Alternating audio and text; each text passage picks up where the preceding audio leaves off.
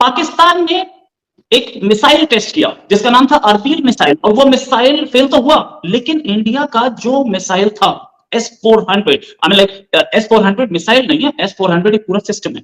उस सिस्टम को काउंटर करने के लिए ये मिसाइल टेस्ट किया गया था। पता नहीं कहां से मांग मूंग के ये मिसाइल लाए थे, लेकिन ये मिसाइल टेस्ट किया, चला नहीं। S-400 करेगा क्या? S-400 करेगा ये कि बॉर्डर पे लग गया तो बॉर्डर के साइड से कोई भी मिसाइल आ रहा है तो डिटेक्ट करके हमारे मिसाइल सिस्टम को बता देगा कि यहां से मिसाइल आ रहा है, इसको काउंटर करके। पाकिस्तानी इस वक्त फलस्तीनियों के लिए प्रोटेस्ट कर रहे हैं, कस्बे बार हैं।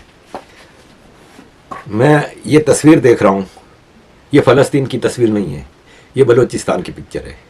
अगर इन पे पाकिस्तानियों का खून नहीं खोलता, अगर इन पे इनको प्रोटेस्ट नहीं करा जाता, तो लानत है तुम सब पे। मुसलमान सिपाही जो फौजी थे वो टैंकों के नीचे बम बांध कर लेट गए, कोई हिंदू या दूसरा लोग थोड़े नीचे लेटते हैं। बिल्कुल बिल्कुल। 65 की जंग में ये हुआ था, तो 71 की जंग में 93,000 फौजी हिंदुस्तान ने पकड़ लिए थे हमारे, फिर पाकिस्तान का मुसलमानों का जज्बा किधर गया? बिल्कुल, उसमें मैं भी शामिल था। के लिए कोई यूज करें, ऐसे हमें कश्मीर मिल जाएगा ना फ़लस्तीन ना कश्मीर, कभी बातों से कभी मिलता है। ये तो जो हमारी किताबों में लिखा है वही मैं बयान कर रहा हूँ, जो कि पढ़ा है कि भाई वो एंड ऑफ द टाइम आपने छीनना है। हज़रत इमाम मेहदी की यूनिटी में, हज़रत इमाम मेहदी की लीडरशिप में आपने इसराइल भी फतह करना है, आपने कश्मीर भी फतह करना है, आपने मुसलमानों का दौर दोबारा आना है, लेकिन अभी नहीं, अभी उनकी बारी है। ठीक है। दोस्तों जय श्री राम। भारत ने बिना अटैक किए दुश्मन की मिसाइल को चकनाचूर कर दिया। जी हां, पाकिस्तान की अबाबिल मिसाइल जो कि भारत के S-14 सिस्टम को चकमा देने के लिए, चकनाचूर करने के लिए प्रशिक्षण कर रहे थे, वो फेल हो गया है और खुद ही उनका घर जला दिया है। बलूचिस्तान में जाकर जो इनकी मिसाइल थी वो 500 फुट पर गिरी है और पाकिस्तानियों के खुद को वहीं तबाह कर दिया है। और पाकिस्तान का जो S-14 को चकनाचूर करने का सपना था वो एक सपना ही रह गया है। वीडियो में देखे आप लोग, क्या रेकमेंडेशन में जरूर रखे। जय हिंद, जय श्री राम। वीडियो शुरू करते हैं।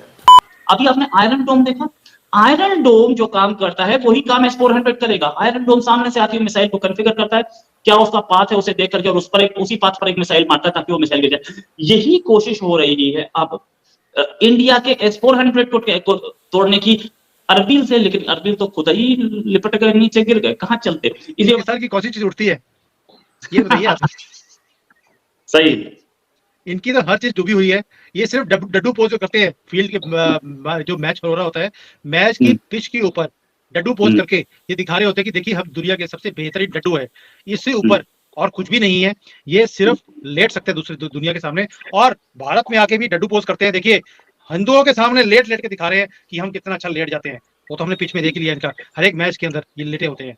और इनकी जो हालत भारत ने और अफगानिस्तान ने करी है, उसी से पता लग जाता है कि इनका कुछ भी उठने वाला नहीं है, हर चीज डूबने वाली है। दूसरी चीज, जो ये मिसाइल अपने टेस्ट करी है, आई कहां से? चाइना से। और चाइना के पटाखे नहीं चलते, हथियार क्या चलेंगे? तो आप समझिए बात को। देखिए मैं यहाँ रहता हूँ, मुझे मालूम है कि इनकी टेक्नोलॉजीज कैसी हैं, और specially in military and all अभी टेस्टेड नहीं है। ये खुद टेस्ट कर रहे हैं उन चीज़ों को, क्योंकि कभी इन्होंने युद्ध लड़ा नहीं है, कभी इन्होंने अपने हथियार बाहर भेजे नहीं हैं। तो ये जो आप बात कर रहे हैं कि इन्होंने टेस्ट किया चाइनीज मिसाइल्स को हमारी चीज़ों को काउंटर करने के लिए, नहीं कर सकते। अरे भाई, अगर आपको S-400 को काउंटर करना है तो आप चाइना में टेस्ट कीजिए ना, जिसके पास ऑलरेडी S-350 ऑलरेडी इन्होंने रशिया से लिया हुआ है, इन्हें मालूम है टेक्नोलॉजी कैसे चलती है। आप पाकिस्तान के पास, जिनके पास टेक्नोलॉजी भी नहीं है S-400 की, वहाँ पे टेस्ट कर रहे हैं, मुझे कोई समझ नहीं आया। दैट शोज की बेवकूफ़ी है। एक सिर्फ मैसेजिंग देने का तरीका है कि भाई हम भारत को काउंटर करने की कोशिश कर रहे हैं, हम इनकी दादागिरी, इनकी राइज को हम एक्सेप्ट नहीं करते। लेकिन रोहित भाई, आपको याद होगा 3 महीने पहले मैंने आप ही के शो पे सबसे पहले ये इन्फॉर्मेशन दी थी आपको कि अक्टूबर के बाद कोई ना कोई एडवेंचर किया जाएगा भारत के साथ, और चाइना हमेशा ही पाकिस्तान के कंधे के ऊपर बंदूक रखकर हमारे ऊपर चलाएगा। आपको याद होगा सबसे पहले मैंने आपको बताया था कि पूरी तैयारी हुई है, और वही चीज देख लीजिए अक्टूबर चल रहा है और ये तैयारियां इनकी होनी शुरू हो गई हैं। लेकिन मुझे एक चीज समझ नहीं आती, ये S-400 को काउंटर करने की तो बात करते हैं, लेकिन जो हमारी सुपरसोनिक मिसाइल है जो इनके कंट्री में 3.5 मिनट चलती रही, इनको पता भी लगा नहीं, इनका अपना सिक्योरिटी सिस्टम उसको भांप भी नहीं पाया कि कहाँ से आई और कहाँ इनके पिछवाड़े में घुस गई, उसका क्या करेंगे? उसका भी को तोड़ निकाल लेते भाई। आप S-400 का तो तोड़ हमने देख लिया, इनकी मिसाइल फेल हो गई, चलिए वो फेल होनी ही थी। And what about our supersonic missile, उसका तोड़ जब निकालेंगे तब बात करेंगे। ये तस्वीर देख रहा हूँ, ये फ़लस्तीन की तस्वीर नहीं है, ये बलूचिस्तान की पिक्चर है।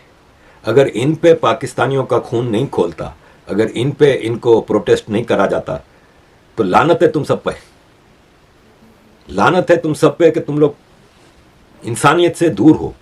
तुम्हारे अपने मुल्क में, सिंध बलूचिस्तान KPK में तुम्हारी अपनी आर्मी इन्हीं मुसलमान पाकिस्तानियों का वो हाल कर रही है, जो इजराइल ने तो कुछ भी नहीं किया अभी तक गजा के साथ। बलूचिस्तान में नॉर्मल दिनों में भी, जहाँ जंग नहीं है वहाँ भी पानी नहीं है। मीलों दूर जाते हैं 2 ड्रम भरने के लिए, रस्सियों से घसीट के ला रहे होते हैं पानी। पंजाब के घर घर में नलके में पानी आ रहा है, गैस आ रही है, बलूचिस्तान में गैस नहीं आ रही, पैदा कर रहा है बलूचिस्तान। तुम्हारी आर्मी जो बर्बरियत करती रही है ना बलूचिस्तान में, केपीके में और सिंध में और पहले बांग्लादेश में करती रही है, तुम लोगों को तो 24 घंटे सड़कों पे प्रोटेस्ट करना चाहिए अगर तुम लोगों के अंदर थोड़ी सी भी गैरत होती, शर्म होती, इंसानियत होती। फलस्तीन की बात करते हो, तुम्हारे मुल्क का पंजाब छोड़ के बाकी पूरे पाकिस्तान का हाल फलस्तीन से खराब किया हुआ इस बदबख्त आर्मी ने, इस चोर डाकू लुटेरी आर्मी ने। और तुम लोगों को शर्म नहीं आती कि तुम इधर उधर की बातें करते हो। अगेन लानत है तुम लोगों के ऊपर। अजीज दोस्तों, पाकिस्तान से हिंदू भारत की तरफ माइग्रेट करते हैं, भारत में उनको पनाह मिलती है। हमारे जितने मुस्लिम ममालिक हैं, मुस्लिम बरादरान हैं, आज हमारी इज्जत नहीं कर रहे, आज हमें पूछ नहीं रहे, इंडिया को प्रेफरेंस दे रहे हैं, इंडिया को तरजीह दे रहे हैं और इंडिया के साथ ताल्लुकात बना रहे हैं। क्यों पाकिस्तान के खिलाफ है और पाकिस्तान अगेंस्ट लॉबी बन रही है? क्योंकि पाकिस्तान के लोग जो है ना ये करप्शन ज्यादा करते हैं। अच्छा। इस वजह से पाकिस्तान का नाम बदनाम है।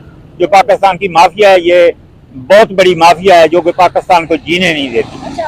तो इसलिए पाकिस्तान का नाम बदनाम हो रहा है। पाकिस्तान से जब तक करप्शन नहीं खत्म होगी पाकिस्तान का नाम कभी भी रोशन नहीं होगा। हम तो मुसलमान हैं, करप्शन भी कैसे हुई हमें? तो मुसलमान ही करप्शन ज्यादा करता है, बाकी लोग नहीं करते। अच्छा। हाँ जी, यहूदी नहीं करता इतनी करप्शन जितनी पाकिस्तान करता है। मतलब पाकिस्तान में होती हम है। कह सकते हैं कि हिंदुस्तान जो है हमसे बेहतर कौम भी रखता है और सियासत भी रखता है। हिंदुस्तान को हम बेहतर नहीं कहते अपने आप से, क्योंकि वो हिंदू है, हम मुसलमान हैं, लेकिन करप्शन हमारे में ज्यादा है। सर हमसे ज्यादा मुसलमान वहाँ पे है, फिर हम उनको मुसलमानों को अगर बेहतर कह सकते हैं तो पूरी कौम को बेहतर कह सकते हैं। क्यों? अगर वो अच्छे ट्रैक पे चल रहे हैं, अपनी कौम के लिए खड़े हैं, अपने मुल्क के लिए खड़े हैं, तो हम उन्हें बेहतर भी कहेंगे तो क्या हुआ, हिंदू है या मुस्लिम है? नहीं, वो मुसलमान तो वो वाकई इंडिया वाले हमें मुसलमानों को नहीं कहते कि वो बुरे हैं। मुसलमान है तो वो जिस मुल्क में रहते हैं उसका वफादार मुसलमान होता है। जहाँ भी तो कोई दोस्तों जाए आप लोगों वहाँ ने का देखा, देखिए भाई वफादार अभी जरूर इनकी है। शाहीन है जो वो भी फिलहाल जो गिर गई थी वहां पर पाकिस्तान पाके थे परमाणु प्रशिक्षण के अंदर ही वो गिर गई थी भाई इनका, जहां पर परमाणु रखा है। तो अब पाकिस्तानियों ने देखे भाई वो हाल हो रखा है पाकिस्तान के साथ कि भाई बंदर के हाथ में बंदूक पड़ा रखी है और बंदर को भाई अदरक का स्वाद क्या पता है, बंदर तो कुछ भी कहीं भी चला देगा। ठीक है, तो अब इन्होंने अबाबिल नाम की एक मिसाइल थी जो भारत का S-14 सिस्टम है, यानी कि S-14 सिस्टम का मतलब भाई कोई भी भारत के ऊपर इजराइल की तरह, जैसे इजराइल के गाजा रॉकेट छोड़ता है ना, तो रॉकेट के साइड में जाकर उसको फटकर तबाह कर देता है। भारत का ऐसा ही सिस्टम है S-14। तो पाकिस्तान ने भी ऐसे ही बनाया था कि भाई भारत की जो मिसाइल या कुछ भी आ जाए तो उसको आने वाले इन फ्यूचर में उसको वहीं पर खत्म कर दे। तो पाकिस्तान की जो वहीं पर खत्म करने चाह रहे थे, पाकिस्तान के अंदर जहां रखी थी वहीं पर खत्म हो गई है। और भारत की जो सुपरसोनिक मिसाइल ब्रह्मोस मिसाइल है 3.5 मिनट पाकिस्तान में घूम घूम के चक्कर काटते हैं उनके भाई नाक के नीचे से, नाक के ऊपर से, उनके अंदर बाहर घुसकर सारे को निकल कर। ये जब से पाकिस्तान के साथ हुआ भाई भारत की इस मिसाइल की इतनी डिमांड बढ़ गई, इतनी डिमांड, आज विश्व भाई घुटने टेककर हाथ जोड़कर बैठा है कि मोदी साहब, भारत सरकार हमें ये मिसाइल दे दो। क्योंकि जो पाकिस्तान का रडार सिस्टम था, जो कि पाकिस्तानी बोलते हैं भाई जज्बा और टेक्नोलॉजी हमारे पास इतनी ज्यादा है कि हम किसी को भी फेल कर सकते हैं। तो उनके जो अब वो इनका डॉक्टर कादिर था बड़ी मुश्किल से एक S-14 मिसाइल बना के, तो चलो S-14 तो सारी भारत की है, जो इनका एक परमाणु इधर उधर से उठा के चोरी छुपे से बना के तो चला गया, बट इनको अभी संभालना नहीं आ रहा है। तो भारत ने बिना किसी भाई, क्योंकि भारत ने एक बात बोले भाई ना तो वार करेंगे ना भाई खून खराबा करेंगे, आराम से सब कुछ अपने पास आ जाएगा। तो वही हाल पाकिस्तान के साथ अभी चला हुआ है, वो भाई खुद कट मर रहे हैं, सब कुछ करने लग रहे हैं। आप लोग क्या जय श्री राम।